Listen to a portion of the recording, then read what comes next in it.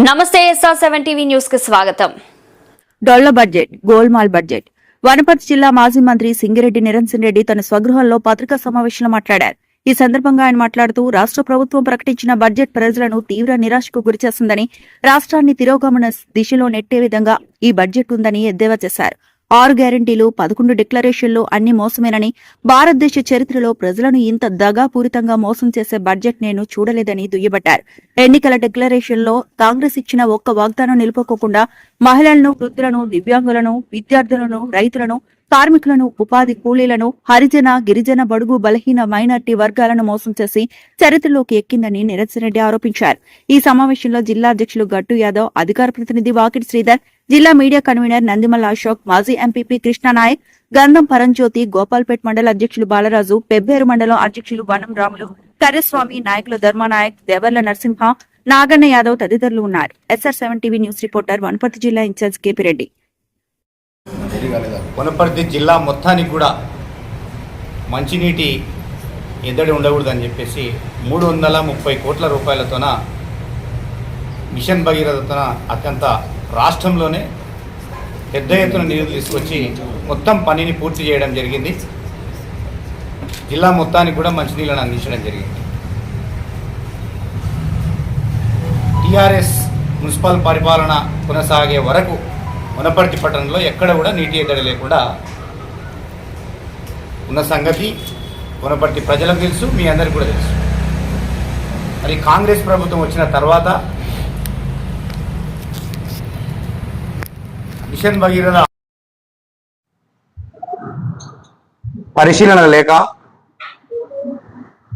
వాటిపైన సమీక్షలు చేయక గడిచిన 15 రోజుల నుండి వనపర్తి పట్టణంలో తీవ్రమైనటువంటి మంచినీటి ఎద్దడి నెలకొన్నది.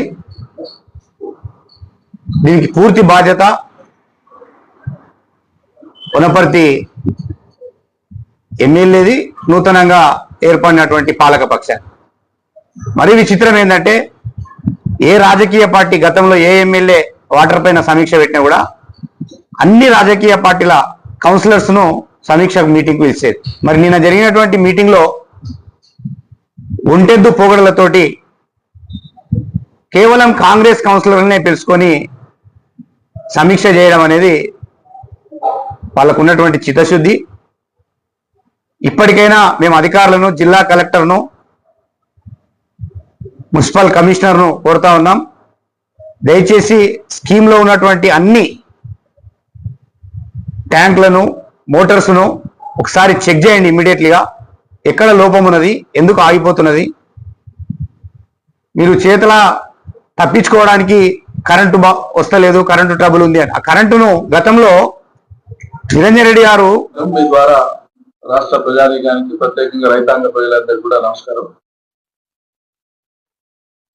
మూడోసారి బడ్జెట్ పెట్టి 3 లక్షల కోట్ల రూపాయల అప్పులు చేసి వాళ్ళు అధికారంలోకి వచ్చే కంటే ముందు కాంగ్రెస్ వాళ్ళు ఇచ్చినటువంటి 6 గ్యారంటీలు కానీ, 11 డిక్లరేషన్లు కానీ, వాటి అమలుకు సంబంధించినటువంటి అంశాలను ఈ బడ్జెట్ లో ఎక్కడ కూడా ప్రస్తావించకుండానే ఏ రకంగా ప్రజల్ని సంతృప్తి పరుస్తారో వాళ్ళు ఎక్కడ చెప్తలేరు. ఈ బడ్జెట్ చూసేటువంటి, అర్థం చేసుకునేటువంటి ప్రజలకు ఎవరికి కూడా ఈ తెలంగాణ సమాజంలో, తెలంగాణ ప్రజా బాహుళ్యంలో ఫలానా వర్గానికి ఖచ్చితంగా ఇది మేలయ్యే విధంగా ఉందిరా నాయన అని సంతృప్తి పడేటువంటి విధంగా ఎక్కడా లేదు. ఏ ఒక్కరూ సంతోషపడట్లేదు. 2 లక్షల ఉద్యోగాల ఊసలేదు, 2500 మహాలక్ష్మిది ఊసలేదు, 4000 పెన్షన్ ఊసలేదు, 6000 పెన్షన్ వికలాంగులది ఊసలేదు, 12,000 రూపాయల చేయూత రైతు కూలీలకు ఊసలేదు, కౌలు రైతులకు ఇచ్చేటువంటి దాని మీద ఊసలేదు, బీసీలకు సాలిన 20,000 కోట్ల రూపాయలు అన్నారు, 12,000 పైచీలకి ఎంత పెట్టినారు ఈ సంవత్సరంలో. 3 ఏళ్ళు కలిపితే 60,000 కోట్లు ఖర్చు కావాలి. గత 2 బడ్జెట్లలో చూపించినటువంటిదే సంపూర్ణంగా రీచ్ కాలేదు. 42% రిజర్వేషన్స్ అన్నప్పుడు 42% బడ్జెట్ కేటాయింపులు చేసి ఉండాలి కదా. మరి మీరు రిజర్వేషన్ అమలు చేయడం కోసం, దాని చట్టబద్ధత అది అమలు కావడం కోసం అందులో ఉండేటువంటి సాంకేతిక అంశాలు, చట్టపరమైన అంశాలు, కేంద్రంతో ముడిపడిన అంశాలు ఇవన్నీ మీరు సాకులుగా చెప్తానే ఉన్నారు. బాగుంది.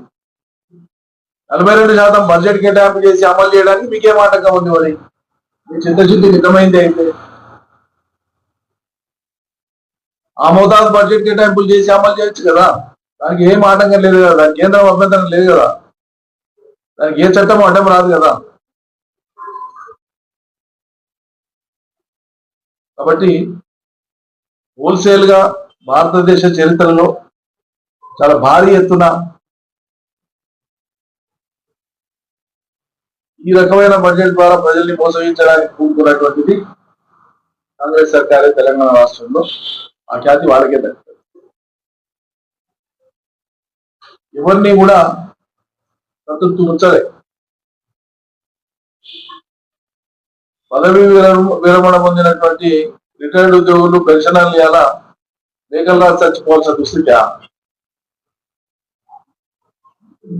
5 DAల ఊసి లేదు, పిఆర్సీ ఊసి లేదు, నిరుద్యోగుల ఊసి లేదు, ఆశా వర్కర్లకు ఇచ్చిన మాట లేదు. 3 సార్లు రైతు బంధు ఎగ్గొట్టినటువంటి చరిత్ర మీదే. 11 సార్లు నిరవధికంగా నిరాటంకంగా భూమి ఉన్న ప్రతి రైతుకి ఇచ్చి, రైతు బీమాను అమలు చేసి, ఉచితంగా కరెంట్ ఇచ్చి, 24 గంటల కరెంట్ అందుబాటులో పెట్టి, పంటలు కొనుగోలు చేసి అద్భుతంగా వ్యవసాయ రంగాన్ని నడుపుతున్నాం. అన్ని రంగాల్లో దేశాన్ని నంబర్ 1లో నిలబెట్టాం. ఇలా కరెంటుకు దిక్కుండదు, నీళ్ళకు దిక్కుండదు, రైతు బంధు ఎగ్గొడతారు, బీమాకు తూట్లు పొడిచి ఇంకో కొత్త పద్ధతిలో రైతుల సంఖ్యను తగ్గించే పని చేస్తారు. ఓవరాల్ గా ప్రజల్ని వంచడం తప్ప ఈ బడ్జెట్ ప్రజలకు ఒరగబెట్టింది ఏమీ లేదు. మీ పాలనకు సంబంధించినటువంటి 5 ఏళ్ల కాల గడువులో 3వ సారి బడ్జెట్ ద్వారా సింహభాగం కాలం పూర్తయినట్లే.